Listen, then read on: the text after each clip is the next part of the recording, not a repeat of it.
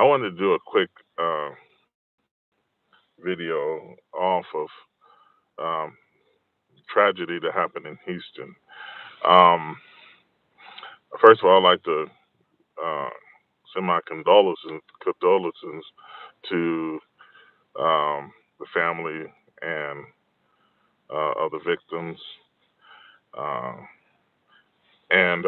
I'm just talking from what I know. I'm not speculate. Well, technically, I am speculating. Um, that what I believe has happened is sort of kind of obvious. Um, when you look at things from face value, even before, you can tell from many years of study that um, this looks fishy. Okay, it always, um, you don't, I'm not doing a video just to make limelight of the situation or do a video. I don't do videos all the time, but I am concerned. And there's things that happen in history that sometimes have um,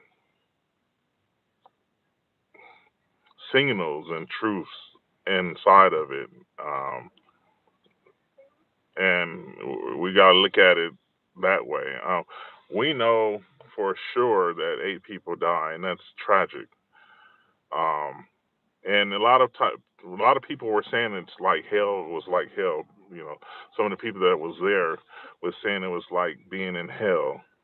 Um, and you hear people's testimony about hell, the realities of hell, and you see that people say that they can't breathe. You know, they can't move. You're trapped in one spot. You know, one area where there's millions of people there, billions of people there, and you can't move. Concert was the same thing. They were saying the same thing.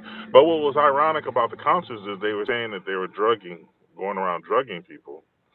And this one guy, he had said that there was. He made it sound like the drugs were in the air. In other words, you know the smoke that comes out of on the stage, and the band like do their performance, and there's a lot of smoke there. Where he says when the next um, batch came, I don't know what he meant by that. The next batch came, and people were saying, "Well, why are people trampling over each other?" This is not the first time this has happened. People have been trampling. I can almost remember about 4 or 5 ish situations where people were trampled and suffocated from being trampled on. So it's human instinct to do certain things, but when you're in one space, one small space, and there are barriers, once the people in the front hit the barrier, they can't. The people in the middle, um, so you got people in the front, middle, and the back. The people in the middle get pushed by the people in the back, and the people in the middle push the people in the front. And and they said you have to go anywhere the crowd goes, you have to go. And they were saying that it's like water. It was like being in water. You know how water. If anybody has ever been in a large body of water and it's windy, you have to go where the current goes, right?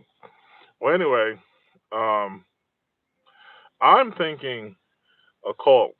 I'm thinking that a lot of the people who are rock stars and rappers have to affiliate themselves with the um, dark world, the dark side, in order to succeed in music. It's been proven time and time again that you're not going to succeed unless you know unless you sell your soul to the devil, or you go kill somebody, or offer somebody as a sacrifice. Well, this whole concert could technically be considered such such uh, um, that people died there. That the head guy, the singer, the Terrence Scott or whatever his name, he could have stopped it. You know, I don't know if he knew what was going on and he just didn't care. He could have stopped it and said, you know what, stop doing, you know, stop, let's just end the concert now, get out of here for somebody to get hurt. But he didn't. Um, I'm not so sure what's going to happen. I think they probably just find a way to get him out of it, and he probably buy himself out of it.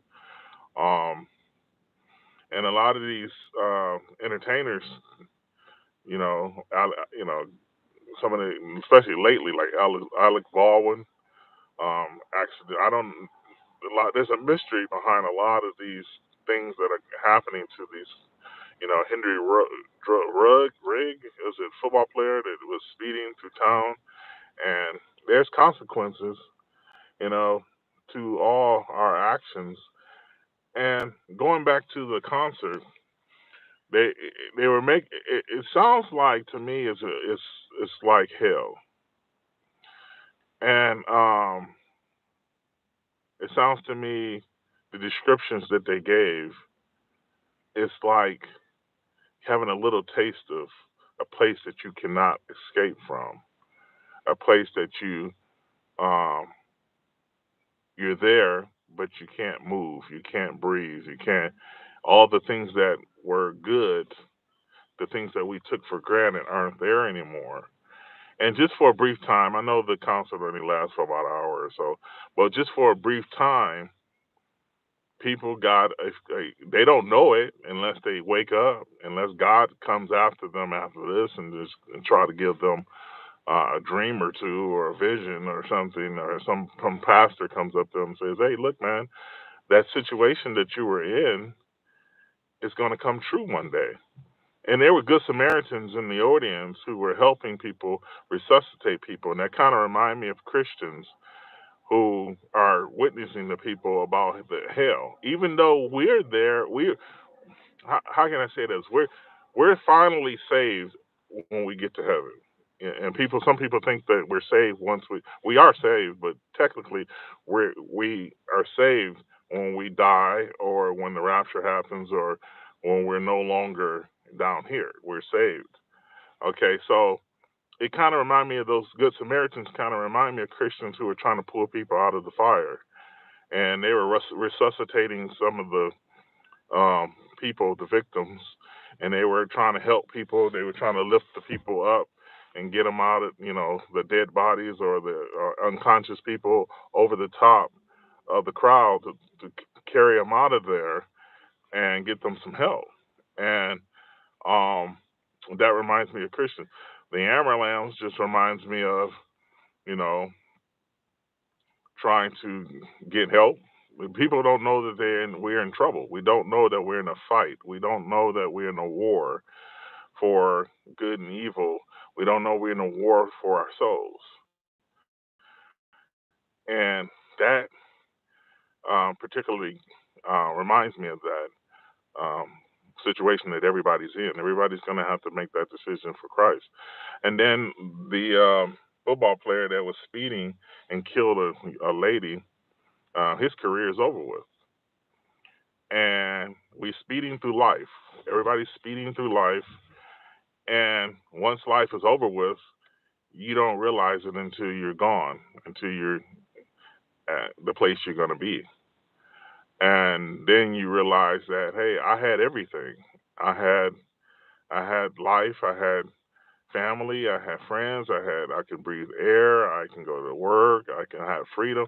Now my career is over. I'm going to prison. Well, in this case, in our case, in the world's case, people find out that they're speeding through life and they end up dead and they end up in hell and they can't do anything about it, you know. And also Alex Baldwin. I mean, I don't really like the guy because he has some, progressive. I don't know. I'm not gonna say nothing about that.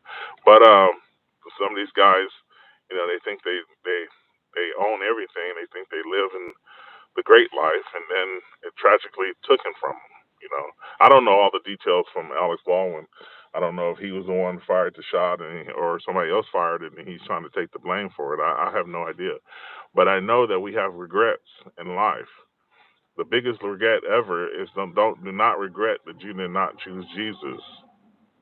Um, and you've chosen other things besides God and end up in the wrong place. But anyway, this is just a video that I want to come on and share with you.